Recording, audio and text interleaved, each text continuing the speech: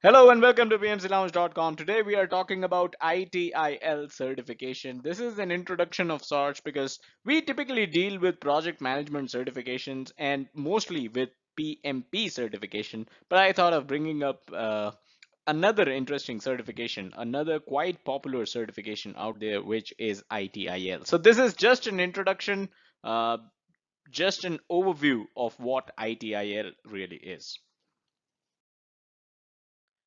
So ITIL stands for Information Technology Infrastructure Learning, and it is actually the most widely adopted approach for IT service management.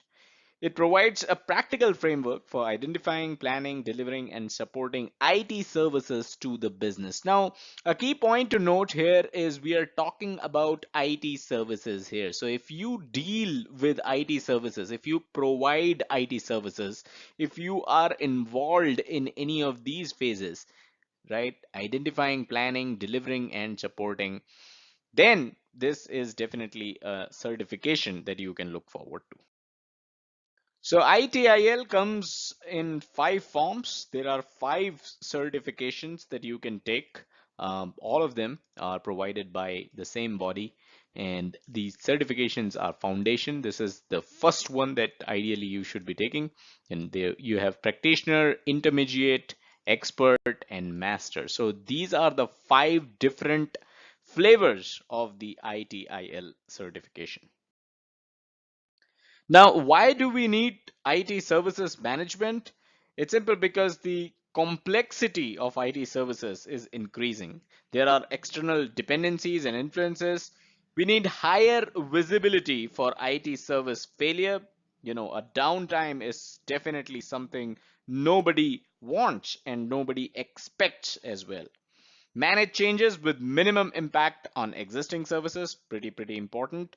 Higher customer expectations these days, which is very true. And coming back to the downtime example, if Facebook goes down for 5 minutes, it starts trending on Twitter. That is how high the customer expectations really are.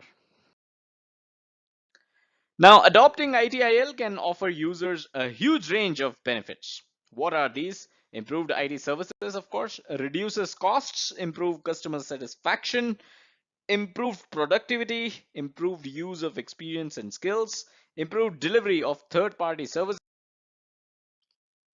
Why ITIL is so successful? So some of the reasons why ITIL is successful is because they make use of best practices. So ITIL represents the learning experiences and thought leadership of the world's best in class service providers. It is vendor neutral, which means ITIL service management practices are applicable to any IT organization because they are not based on any particular technology platform or even an industry type. This is non-prescriptive, which means ITIL offers robust, mature, and time-tested practices that have applicability to all types of service organization. Deliver value for customers through services, measure, monitor, and optimize IT services, integrate the strategy for services with business strategy and customer needs, manage the IT investment and budget. Now, this is an overview of the ITIL service lifecycle, also simply known as an ITIL lifecycle. So, I'd like to point you to some of the important uh, aspects of ITIL lifecycle. So first is service design, then you have service transition, you've got service operation, and there's service strategy, which cuts across these three. And of course, then there's continual service improvement. So these are the five major points of ITIL lifecycle. Let's take a quick look at all these five. So service strategy, this phase focuses on defining services as strategic assets and then maintaining and implementing a coherent, deliberate strategy. Then you've got service design. So this phase includes the assessment of business management processes like service level, availability, capacity, etc., to design and develop new service offerings or improve existing offerings. Then you've got service transition. So this phase covers the transition from development to production operations, including testing and quality control. So testing, quality control is something that is included in service transition.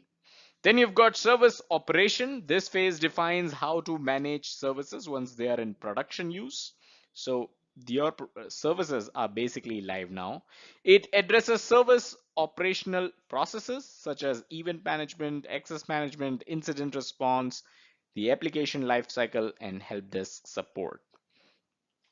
And finally, continuous service improvement. So this phase is about defining new requirements for the preceding phases of ITIL based on operational feedback and service level. It helps to ensure that policies and procedures are followed, that service level agreements, the SLAs, are met, and the like, which means similar practices are also followed and are taken care of. So these are the 5 phases of the ITIL life cycle. Now some key pointers before we end the video. Number one is ITIL deals with principles of enterprise IT management. So it is about enterprise IT management.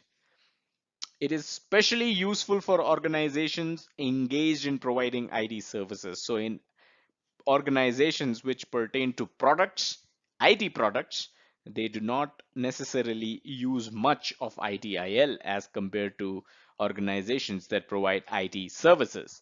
And while we are at it, it is applicable only to IT organizations. And this point is something which differentiates PMP certification from ITIL certification. PMP says that they are industry agnostic. Project management is not dependent on industries. You can have project management on a construction project, and you can have project management, PMP concepts applicable on an IT project. But ITIL is something which is applicable only to IT organizations. So that's all that we had in this video. Hope you got basic information on ITIL. Subscribe to the channel. We are all about project management and PMP certifications. Do hit the like button if you enjoyed the video and found it useful. And don't forget to check out the website pmclounge.com, your number one free PMP resource. Thank you.